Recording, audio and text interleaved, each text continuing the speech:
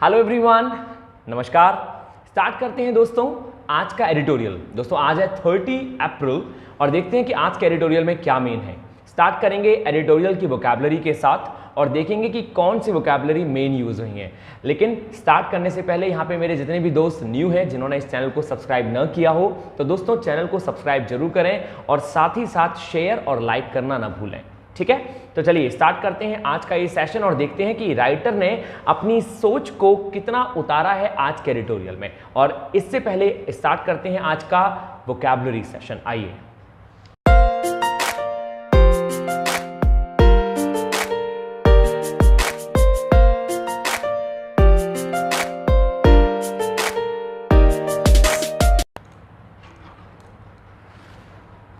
दोस्तों जैसा कि वोकैबुलरी में दे रखा है, आज के number 1 vocabulary perpetuate, PERPETUATE, perpetuate. And the meaning of perpetuate is make continue indefinitely, किसी भी चीज को लगातार करते रहना। परपीचुएट का मतलब होता है किसी भी चीज को कंटिन्यूअस वे में करना, परपीचुएट। सेकेंड है दोस्तों स्टैम्पेड, STAMPEDE। स्टैम्पेड का मीन्स होता है भगदड़, to rush in an uncontrolled way, बिना किसी कंट्रोल मैनर में क्या हो जाना, भगदड़ मच जाना, लोगों का रश उमड़ पड़ना, तो यही कहलाता है स्टैम्पेड। थर्ड है दोस्तों प्रोब, PROBE। ये बहुत यूज होता है एडिटोरियल में और इसका मीन होता है इन्वेस्टिगेशन, जांच पड़ताल करना कहलाता है प्रोब। नंबर 4 है sensitizing, and the meaning of sensitizing is cause to respond to certain stimuli make sensitive, किसी भी चीज को उकसा देना, भड़का देना या उसमें आग लगा देना। आग का मतलब फायर से नहीं, आग का मतलब उत्साह पैदा कर देना, एक नेगेटिव या पॉजिटिव, यही कहलाता है सेंसिटाइजिंग, किसी को सेंसिटिव बना देना। हम इसको दोस्तों हिंदी में कह सकते हैं किसी को जागरूक कर देना। नंबर नेक्स्ट है अवर्टेड, AVERTED, अवर्टेड। ये भी बहुत यूज होता है हिंदू न्यूज़पेपर में। एंड अवर्टेड का मतलब होता है दोस्तों रोकना, मतलब किसी चीज से बचना या रोकना। अवॉइड करना मीन्स अवॉइड करना, प्रिवेंट या फिर वार्ड ऑफ, बचना या रोकना, किसी भी चीज को रोकथाम कर देना। तो ये थी आज की 5 वोकैबुलरी। आशा करता हूं कि आपके समझ में आई होंगी। अब देखते हैं कि इन वोकैबुलरी का यूज कैसे किया है राइटर ने आज के एडिटोरियल में। राइट, तो आइए स्टार्ट करते हैं एडिटोरियल को यहां से। दोस्तों हेडिंग है आज की सेफ्टी फर्स्ट, मीन्स भाई कोई चीज हो ना हो, पहले सेफ्टी होनी चाहिए। यदि सुरक्षा है तो सब कुछ है, यदि आप ही सुरक्षित नहीं है तो भैया क्या करेंगे किसी भी चीज का। तो सेफ्टी जो है वो पहली प्रायोरिटी है। On fire tragedy in Tamil Nadu, ये जो पैसेज लिखा गया है, तमिलनाडु में कोई फायर ट्रेजेडी हुई है उस पर लिखा गया है।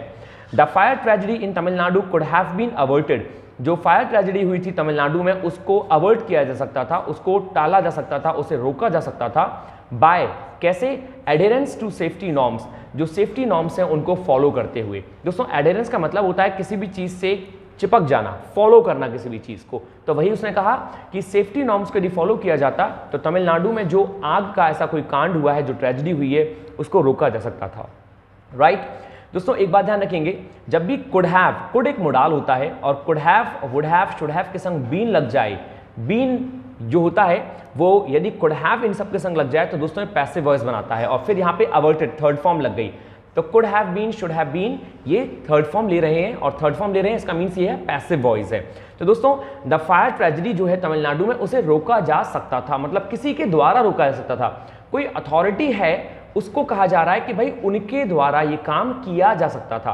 तो जब काम किसी और के द्वारा किया जाए तो वही कहलाता है पैसिव वॉइस। तो ये ध्यान रखें, कुड हैव बीन का यूज अक्सर लोग समझते हैं कि बीन के बाद ING फॉर्म आती है। जी नहीं, वो परफेक्ट कंटिन्यूअस टेंस कहलाता है। यदि has been, have been, had been, इन सब के बाद में कोई ING फॉर्म आए।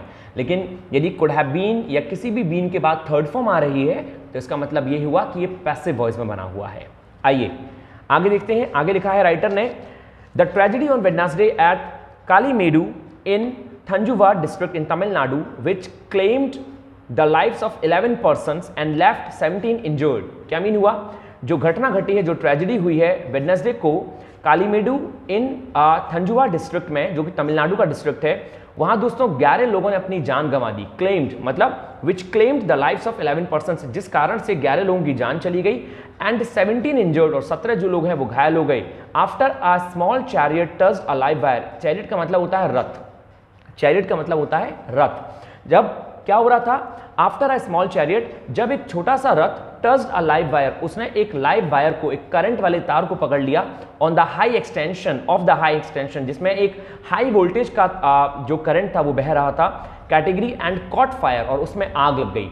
मतलब क्या हुआ दोस्तों, इसका मतलब ये हो गया कि जो वेडनेसडे को ट्रेजेडी हुई है वहां क्या हुआ कि एक छोटा सा रथ था जो वहां से पास हो रहा था और उस रथ में आग लग गई। क्यों? क्योंकि उस रथ ने एक हाई एक्सटेंशन के वायर को टच कर लिया था।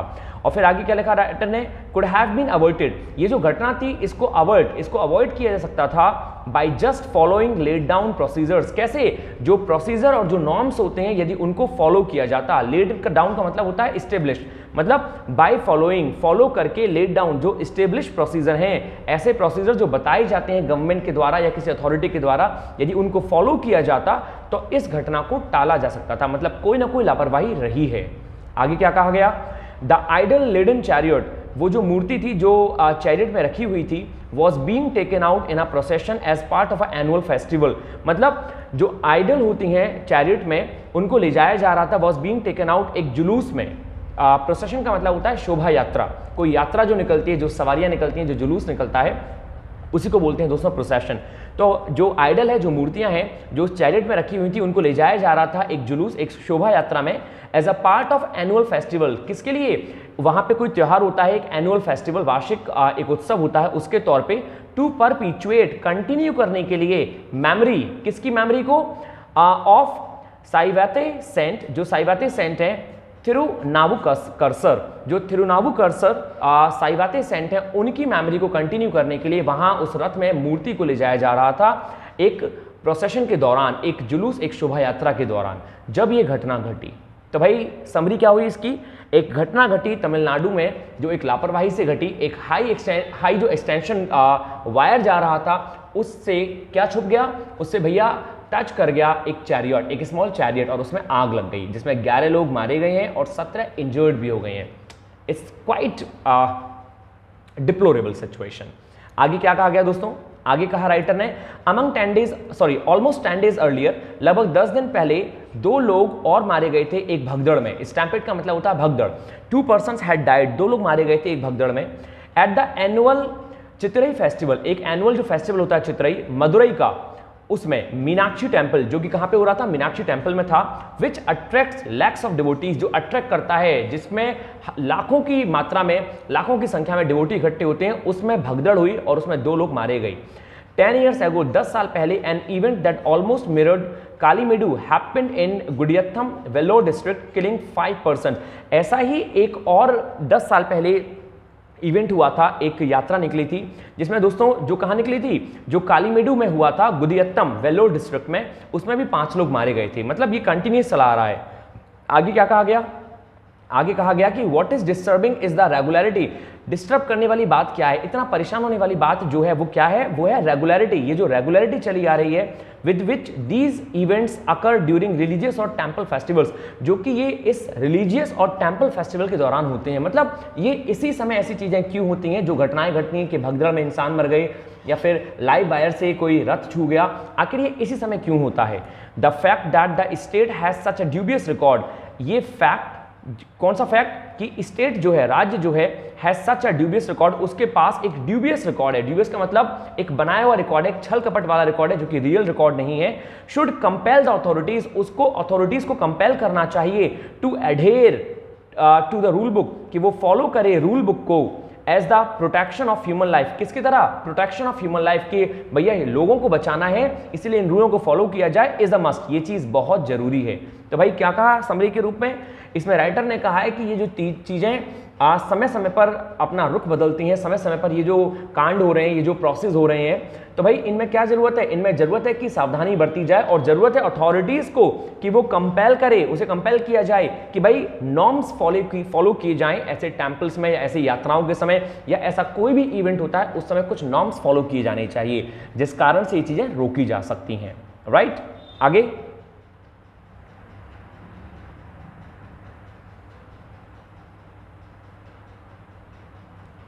even as the findings of a one-member official panel and the police investigation are eagerly waited। भले ही दोस्तों जो फाइंडिंग्स हैं of a one member official panel और पुलिस इन्वेस्टिगेशन की वो लोग ईगरली वेट कर रहे हैं, आर ईगरली अवेटेड, उनका ईगरली अवेट है। There are a number of questions, इस बात पे बहुत सारे क्वेश्चन उठाए गए हैं, नंबर ऑफ क्वेश्चंस हैं कि भैया जो अथॉरिटीज है नीड टू बी प्रूव, उनको जरूरत है कि वो इन्वेस्टिगेशन करें, मतलब ऐसा क्यों हो रहा है। दीज इंक्लूड, ये चीजें इंक्लूड करती हैं वेदर द ऑर्गेनाइजेशन, ऑर्गेनाइजर मतलब क्या होता है, वो लोग जो ऑर्गेनाइज करते हैं, तो उसने कहा ये चीजें इंक्लूड करती हैं कि whether the organisers who have been holding the festival, जो इन फेस्टिवल्स को ऑर्गेनाइज कर रहे हैं पिछले 90 सालों से for over 90 years, had permission from the local officials, क्या उनके पास ऑफिशियल मतलब लोकल जो अथॉरिटी है क्या उनके पास परमिशन होती है कि वो ऐसे जुलूस ऐसी शोभा यात्रा को निकालें। Why there had to be a procession during the early hours, आखिर क्या जरूरत है, किसने कहा है, क्या जरूरत है कि प्रोसेशन जो होता है, जो शोभा यात्रा होती है, जो जुलूस होते हैं, इनको सुबह सुबह जल्दी निकाला जाए।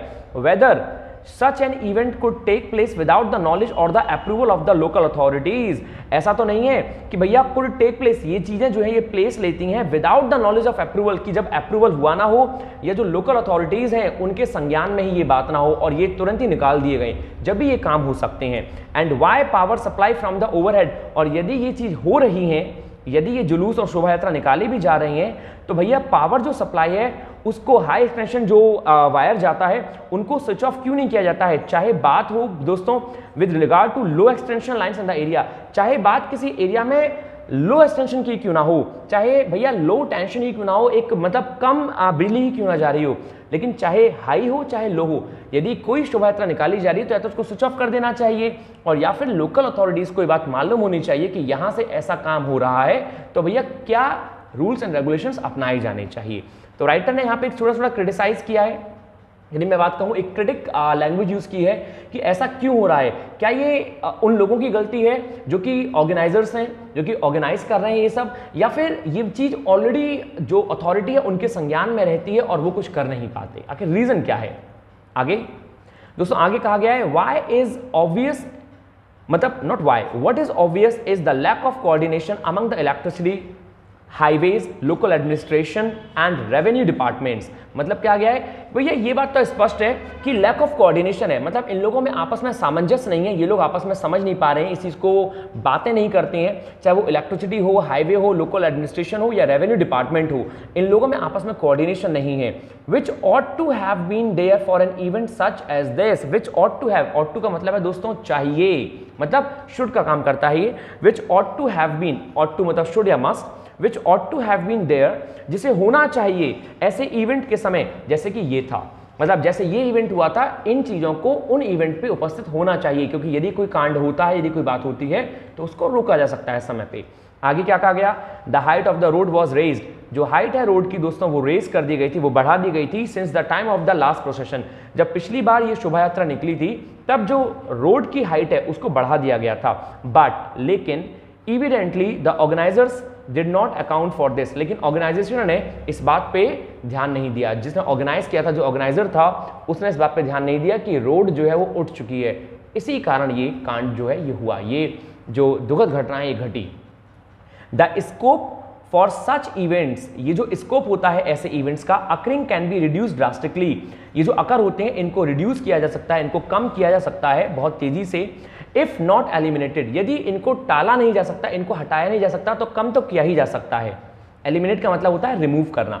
If the authorities strictly enforced existing guidelines, लेकिन किन के ऊपर है ये बात अथॉरिटी पर डिपेंड करती है कि वो स्ट्रिक्टली फॉलो करवाए जो गाइडलाइंस हैं। मतलब भैया अथॉरिटी को चाहिए कि यदि ऐसी कोई भी शोभा यात्रा, कोई भी जुलूस या कुछ भी ऐसा निकलता है तो सबसे पहले परमिशन ली जाए अथॉरिटीज की, और वही परमिशन जो है उन चीज़ों में जो घटनाएं घटती हैं ऐसी जगह, वहाँ ये घटनाएं कम घटेंगी, कम होंगी, यदि टाली नहीं जाएंगी तो कम तो हो ही जाएंगी, क्योंकि अब उनके ऊपर है, वो ध्यान देंगे जहाँ जहाँ से निकल रहा है वो पूरे एरिया की जाँच पड़ताल करें, पूरे एरिया को प्रोब करें और उसके बाद फिर वो परमिशन दें कि हाँ आप निकाल सकते हैं।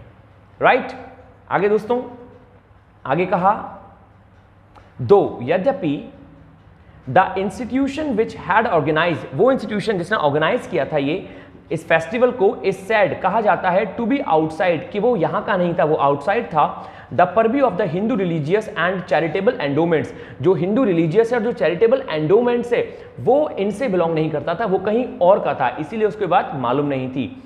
The authorities can still be proactive, लेकिन इसका मतलब ये तो नहीं कि भैया अथॉरिटीज स्टिल नहीं एक्टिव नहीं हो सकती, लेकिन मतलब दो से सेंटेंस स्टार्ट हुआ है यद्यपि से, तो इसका मतलब कॉमा जो है इसका मतलब होता है फिर भी, तो भी अथॉरिटीज को क्या चाहिए, अथॉरिटीज जो है वो एक्टिव सक्रिय हो सकती हैं एटलीस्ट कम से कम in sensitising organisers of such events about safety guidelines. दोस्तों यहाँ पे मैंने सेंसिटाइजिंग का मतलब बताया था आपको जागरूक, तो क्या मतलब हो गया, उसने कहा एटलीस्ट इन सेंसिटाइजिंग, कम से कम जागरूकता में, कम से कम जागरूक करने के लिए ऑर्गेनाइजर को जो ऑर्गेनाइज कर रहे हैं इन सच इवेंट्स, मतलब ये जो इवेंट्स के ऑर्गेनाइजर्स हैं उनको जागरूक करने के लिए अथॉरिटी अपना काम कर सकती हैं सेफ्टी गाइडलाइंस को लेकर, और इंसिस्टिंग और दबाव डाल सकती हैं दैट के डिवोटीज हु अकंपनी अ टेंपल, जो टेंपल को चलाते हैं, जो टेंपल कार रन करते हैं या जो चैरियट रन करते हैं, आर अवेयर, वो सतर्क रहें ऑफ द रिस्क, ऐसे रिस्कों से।